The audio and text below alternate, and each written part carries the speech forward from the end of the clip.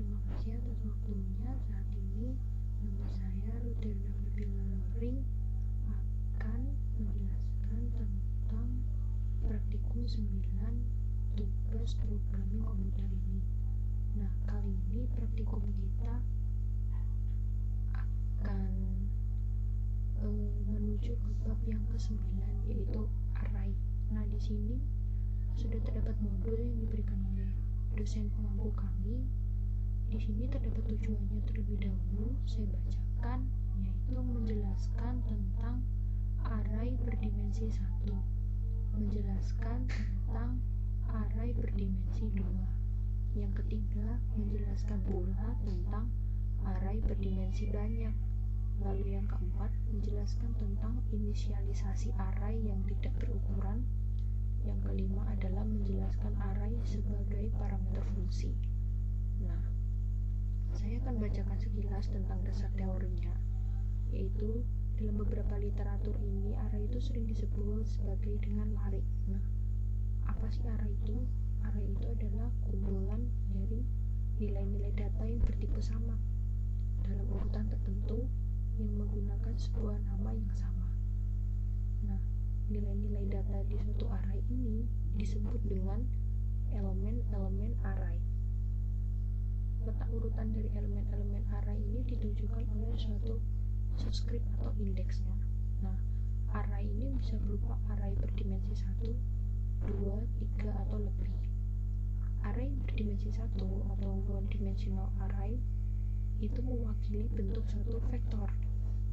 Nah, untuk array yang berdimensi 2, two-dimensional array, mewakili bentuk dari satu matriks atau tabel. Array berdimensi 3, three-dimensional array, di sini mewakili bentuk suatu ruang, ya seperti 1 dimensi, 2 dimensi, 3 dimensi. 3 dimensi berarti ada ruang. Intinya kalau bentuk bangunan itu ada panjang, luas, dan tinggi. Panjang, lebar, dan tinggi. Nah, itu sekilas dari dasar teorinya array itu apa. Jadi nanti di sini bisa dibaca di modulnya. Di sini ada array berdimensi 1 itu apa, programmingnya seperti apa. Lalu di sini ada inisialisasi array berdimensi 1 itu seperti apa. Tadi kan kalau dimensi 1 dia bentuknya seperti vektor. Nah, kalau yang dimensi 2 ini bentuknya seperti matriks atau tabel. Di sini ada inisialisasinya berdimensi 2 itu seperti apa, dan juga array berdimensi banyak.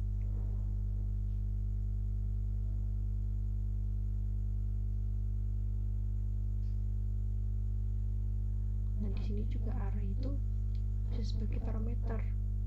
Array juga dapat dilewatkan sebagai parameter fungsi. Nah, sebagai contoh ditunjukkan pada program sorting C, program yang digunakan untuk masukkan sejumlah data, kemudian data tersebut diurutkan secara naik atau ascending atau descending ya, dan dicetak ke layar. Nah, untuk melakukan sorting ini, proses untuk mengurutkan data ini, cara yang dipakai yaitu dengan metode bubble sort. Atau apa sih bubble sort? Ini adalah satu metode pengurutan yang paling sederhana dan memiliki kecepatan pengurutan yang sangat lambat. Nah, algoritma pada metode pengurutan ini itu sebagai berikut. Misalnya atur I itu bernilai 0, dan juga bandingkan XI dengan XJ dengan J itu berjalan dari I plus 1 sampai dengan N min 1. Nah, pada setiap pembandingannya, jika XI itu lebih besar daripada XJ, maka isi XI dan XJ itu bisa ditukarkan. Bila I kurang dari N-1, maka ulangi mulai langkah 2, yaitu membandingkan lagi XI XJ ini sehingga J itu sama dengan I plus 1 sampai dengan N-1.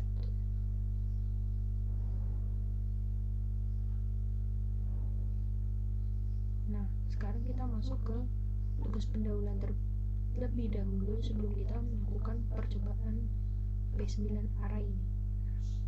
Yang pertama, soalnya itu adalah buatlah program untuk mencari nilai-nilai rata-rata seseorang mahasiswa.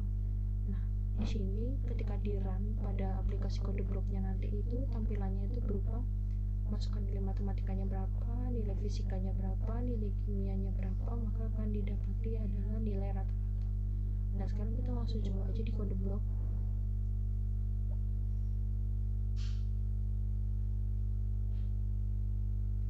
Di sini untuk tugas pendahuluan sudah saya tulis di kode blok, jadi nggak perlu lagi ngetik dari awal. Intinya di sini adalah ada integernya itu a, inisiasinya dulu, lalu tipenya ini ada float dengan total sama dengan 0, lalu ada rata-rata dan juga nilainya ini inisialnya x. Untuk for menggunakan perintah for, yaitu a sama dengan 0, a kurang dari sama dengan x, lalu a plus plus. Di sini ada perintah if else. Pertama if ini bla bla bla, printf bla bla bla, else if, lalu ada else, lalu ada scanf, terus ini ada total plus sama dengan nilai, terus ada rata di sini nanti. Terus ketika semuanya dimasukin maka total ini nilai a ini diperkan dengan x itu banyaknya data ya, maka printf nya ini berupa nilai rata-ratanya adalah %f, jadi ini bisa bentuknya pecahan, dan juga koma rata-ratanya. Nah sekarang kita langsung aja coba run dengan di kom.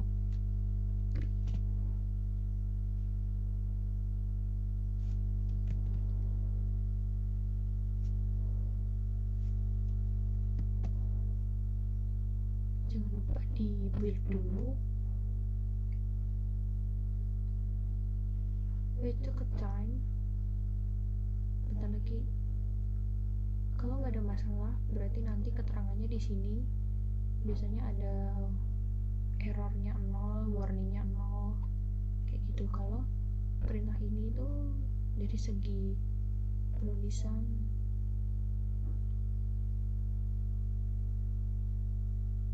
kayak titik komanya kayak gitu benar itu, maka nanti warnanya hijau. Nah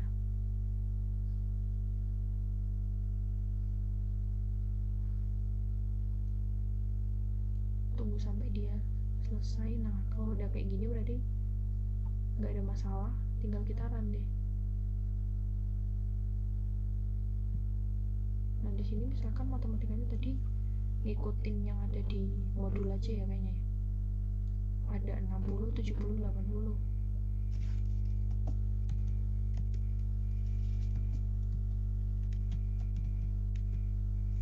Nah maka nilai rata-ratanya adalah 70, sama kayak di modul.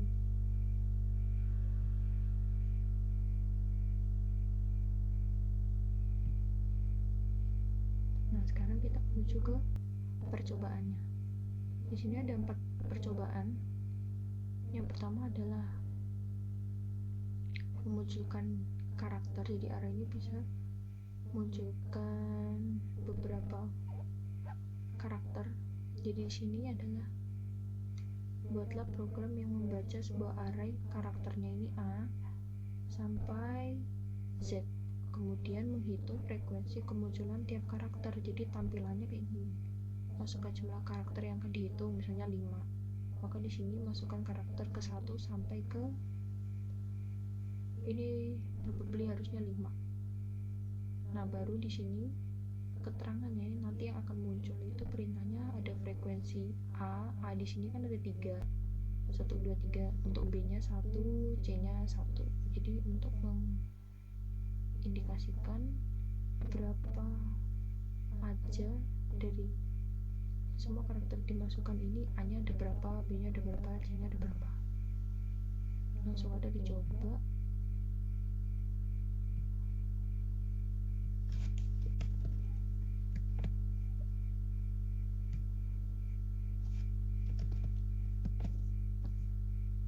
Pertama di build dulu. Oke. I do not save it by the way.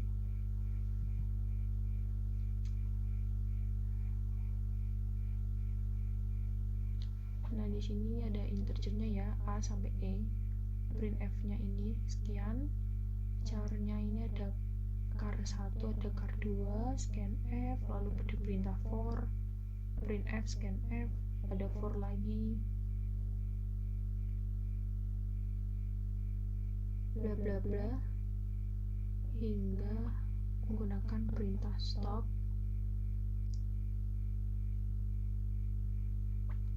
di build coba. Nah, kita ikut aja yang sesuai dengan modul. Di sini misalnya 5, tapi kita ubah ya, misalnya B-nya di sini ada 2, A-nya 1, C-nya 2. Kalau misalnya 5, misalnya 1, misalnya aku pengen B. Ini B lagi. Salah. Salah. A.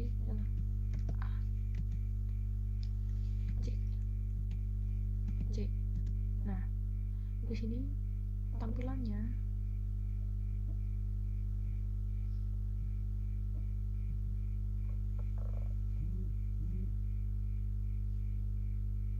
frekuensi B-nya ini ada 2 ya, 1 2, lalu A-nya ada 1, C-nya di sini ada 2.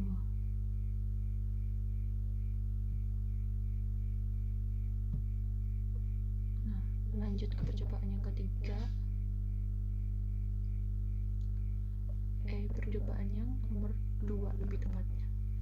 Nah, di sini nomor 2 ini perintahnya hanya buat matriks. Jadi tadi kan array bisa untuk 2 dimensional.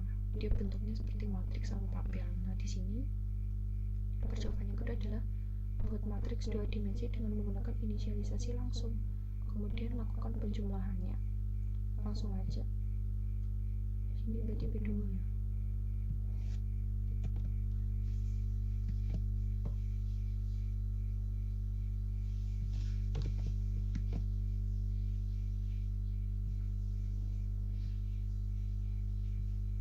Untuk mengisi matriknya ini 2 kali 2 berarti 2 baris 2 kolom. Nah, di sini untuk isinya di sini 2 4 6 8. Di sini misalnya aku pengen masukin bilangan genap, lalu yang matriks keduanya aku pengen isi ganjil. Terserah sih ini. Terserah kalian mau seperti apa. Seperti biasa perintahnya ada integernya apa, print F, for, lalu ada jumlah CML.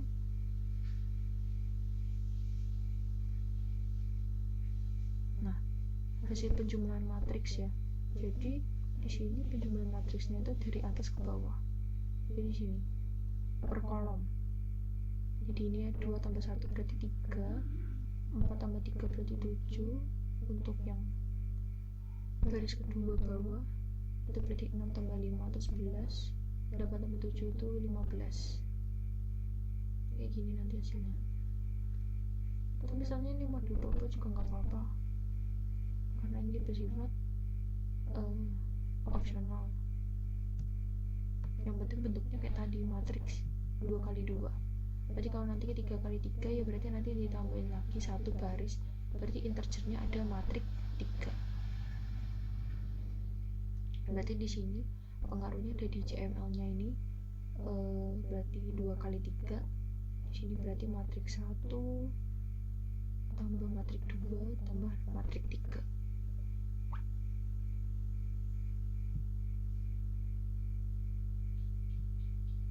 Nah, untuk menuju ke percobaan yang ketiga, di sini adalah buat program untuk mencari nilai rata-rata mahasiswa, n mahasiswa.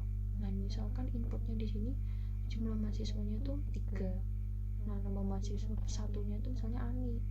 Nah, jumlah nilainya 3. Jadi di sini jumlah nilai itu adalah nilai yang Ani miliki 3 ya. Jadi nilai pertama misalnya 60, 70, 80. Misalkan mahasiswa 2. Di sini ada Amir, bla bla bla, dan ketiga Ali. Nah, outputnya nanti adalah nilai rata-rata masing-masing anak. Rata-rata Ani sekian, Amir sekian, Ali sekian. Langsung aja dicoba.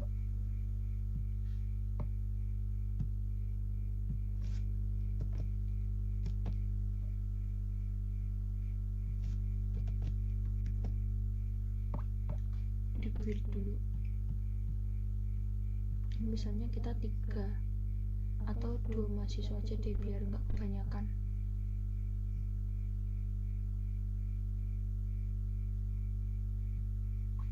udah selesai, jadi jumlah mahasiswa misalnya kita pengen 2, jadi pertama misalnya nama kuliah, terus jumlah nilai aku pengennya ada 3, berarti nilai pertama misalnya 90 nih, keren-keren pokoknya 92. Nah, mahasiswa yang kedua berarti misalkan siapa ya, aman dah. Misalnya nilainya sama nih sama 3, satu misalnya 8, 7, 90. Nah, maka hasilnya di sini adalah nilai rata-rataku sekian. Berarti ini masih dalam bentuk penjumlahan dan add, dan ini tuh oh ya, ini udah dibagi ya, berarti nanti hasilnya sekian rata-ratanya. Untuk amin sekian, karena ini total semua dibagi 3,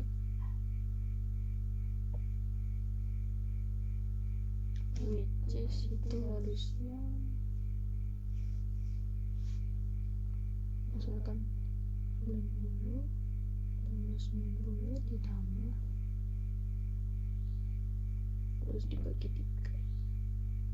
3, ya harusnya 91,6, dan ini rata-ratanya hanya sekian. Berarti ini ada kesalahan teknis tulisan, karena ini harusnya hasilnya nilai rata-ratanya tuh 91,7, udah langsung dalam bentuk realnya kayak gitu intinya.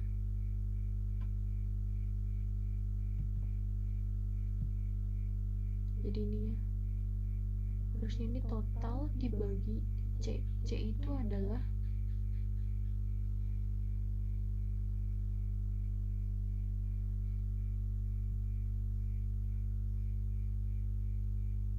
C itu harusnya itu ya,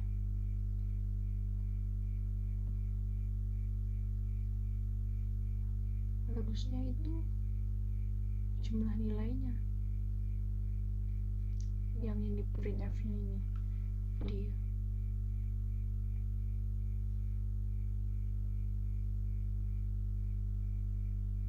Kalau kita ubah D gimana? Nggak bisa ya, ini harusnya oh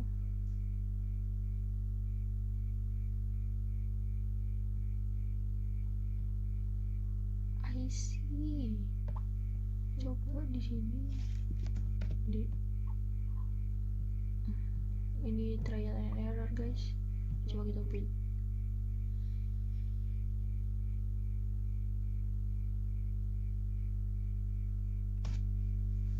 Oh wait, ini satu aja dia, coba satu. misalnya Didi, jumlah nilainya itu ada 3, 190, 90, 99. Nah, ini baru benar. Jadi tadi kesalahannya itu harusnya di sini tuh bukan C, karena kalau C nanti dibaginya itu jumlah mahasiswa yang ada. Mungkin kalau hasilnya sama, kalau misalnya keberuntungan aja sih pas jumlah mahasiswanya 3, nanti nilainya yang ada 3, jadi sama aja kan dibagi 3. Tapi kalau misalnya tadi 2, nah ada kesalahan teknis. Jadi yang benar itu untuk rata-ratanya itu total per D. Nah D itu apa sih? D itu dari ini jumlah nilainya. Nah jadi kesalahannya ada di situ guys. Ini baru benar, nilai rata-ratanya 93. Kalau tadi ngawur. Nah jadi itu troubleshooting kita guys. Jadi ini programnya ya. Oke. Lanjut ke percobaan yang keempat, terakhir. Nah, buat program untuk menginputkan 10 bilangan dari keyboard. Kemudian urutkan bilangan tersebut mulai dari yang paling besar. Tadi kan ada untuk array itu untuk mengurutkan kan, ada yang ascending atau yang descending, dari kecil ke besar atau besar kecil, tapi ini dimulai dari yang paling besar. Oke, langsung aja ke B4.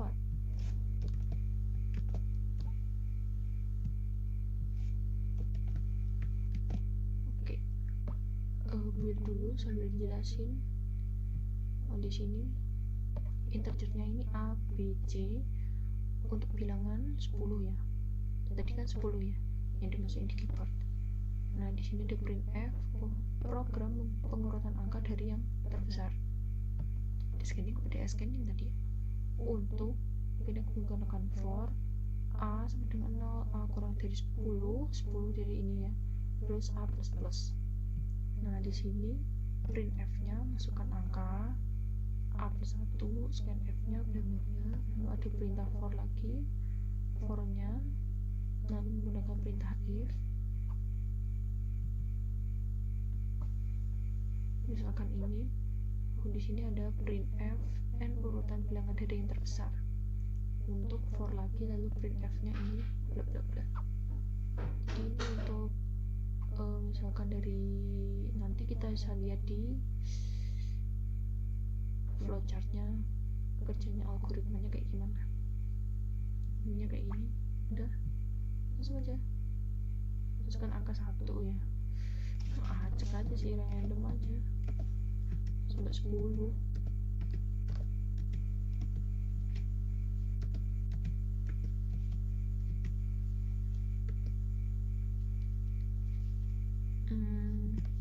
Satu belum ya.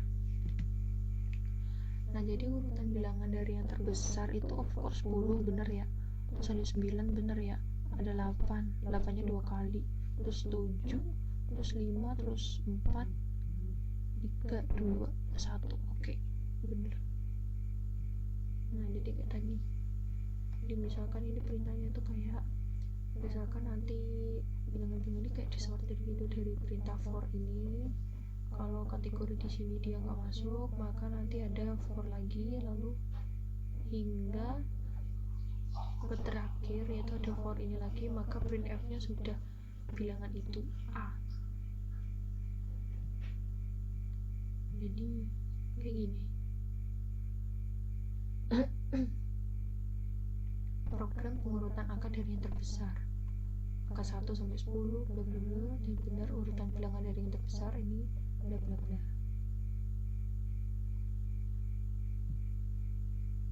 Oke, jadi itu tugas pendahuluan dan percobaan kali ini. Sekarang kita menuju ke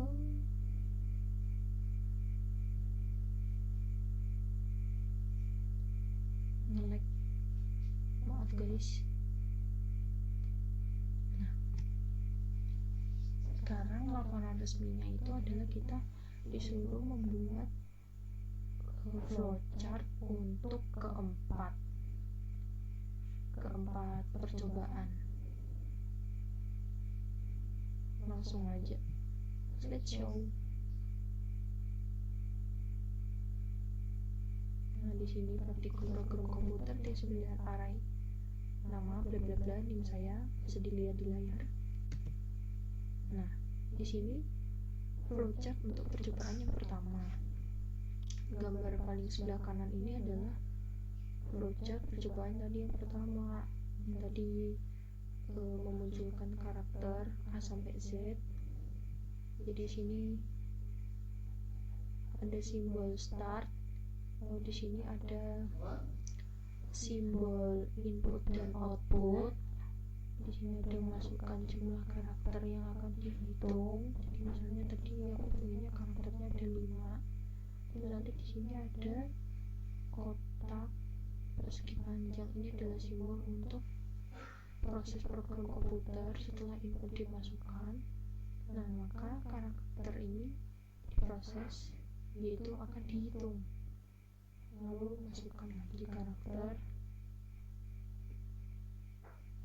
lalu menghitung frekuensi karakter yang dimasukkan. Lalu M. Nah, di sini analisanya untuk percobaan pertama ini adalah program ini tuh berfungsi untuk menghitung frekuensi kemunculan tiap karakter. Char TMP ini berfungsi untuk menampung karakter yang diinputkan. Nah, char kan tadi ada char 255. Nah, itu berfungsi untuk menyimpan karakter dengan batasan sebanyak 255 karakter. Misalnya kalau punya 300 ya berarti karakter maksimum yang bisa diinput itu ada 300 gitu. Nah, for yang pertama ini berfungsi untuk mengambil karakter yang diinputkan dan pengulangannya dilakukan sebanyak karakter yang diinputkan. Nah, for kedua ini berfungsi untuk melakukan perbandingan antara karakter yang baru diinputkan dengan karakter yang telah tersimpan. Apabila karakter yang baru saja diinputkan sama dengan karakter yang telah tersimpan, maka cek akan bernilai 0 dan variabel penghitung karakter akan bertambah 1. Namun, jika karakter yang baru saja diinputkan tidak sama dengan karakter yang telah tersimpan, maka cek akan tetap bernilai 1 dan berlanjut ke proses yang selanjutnya. Di proses selanjutnya ini, jika cek bernilai 1, maka karakter yang baru akan disimpan. Setelah itu, C akan bertambah 1. Nah, perulangan ini tuh akan berlangsung sebanyak karakter yang telah tersimpan. Jadi itu adalah penjelasan dari percobaan yang pertama. Nah, sekarang menuju ke flowchart yang percobaan kedua. Tadi itu tentang array dimensi 2. Nah, di sini ada start.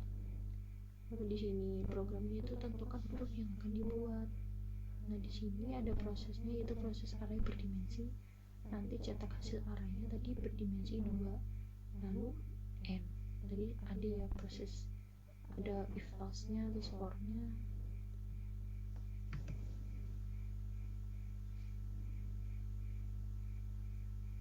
Nah, di sini kita menuju ke flowchart percobaan yang ketiga. Di sini ada simbol mulai atau start, lalu n nya ini array, lalu ada x, y, total ini bilangan real.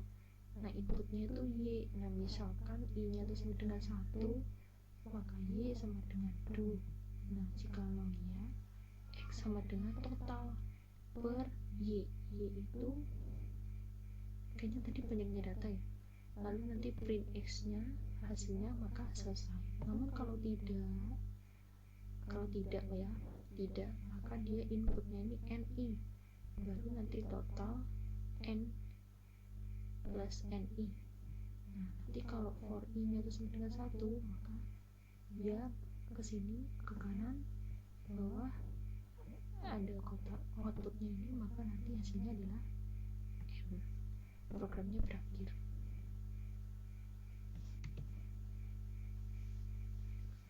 Nah, di sini adalah flowchart percobaan yang keempat. Yang di sebelah kanan ini adalah flowchartnya percobaan keempat yang tadi ada inputan 10 bilangan, lalu kita disuruh mengurutkan dari yang paling besar menuju ke yang paling kecil.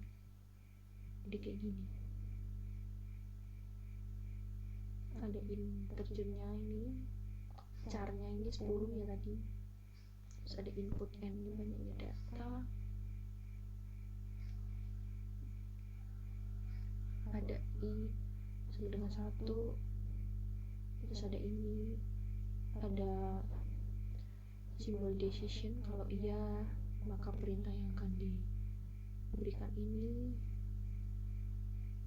maka kembali lagi, kalau tidak berarti nanti ke sini, kalau iya nanti ke kanan, kalau memenuhi lagi, kalau tidak nanti langsung terjun ke bawah hingga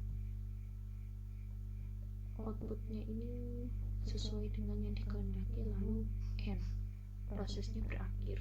Nah, di sini analisanya bagaimana? Yaitu inputan berupa bilangan real dengan jumlah 10 yang disimpan pada array bilangan A itu menggunakan perulangan yang nantinya akan disimpan dengan variabel yang berbeda.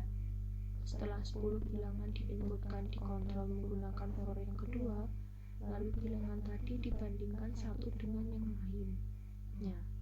Jika bilangan bervariabel nilainya lebih kecil, maka akan bertukar dengan bilangan bervariabel lainnya. dan bilangan bervariabel yang lebih kecil tadi itu nanti bertukar ke urutan bawah, sehingga bilangan bervariabel tadi akan berurutan dari indeks 0 hingga indeks 9 dan akan ditampilkan menggunakan for yang terakhir untuk mengontrol jumlah pengeluarannya. Jadi seperti yang saya jelaskan pada waktu praktik percobaan tadi yang keempat khususnya, jadi ada beberapa perintah for yang mana itu akan menyeleksi angka-angka tadi. Jika sesuai dengan for yang pertama maka dia akan stuck di situ. Nanti kalau enggak berarti nanti dilanjutkan ke perintah for yang kedua. Kalau for 2 dia tidak memenuhi maka dia akan menuju ke for yang ketiga hingga hasilnya itu sesuai dengan yang dikehendaki urutan dari indeks yang paling besar menuju ke yang paling kecil.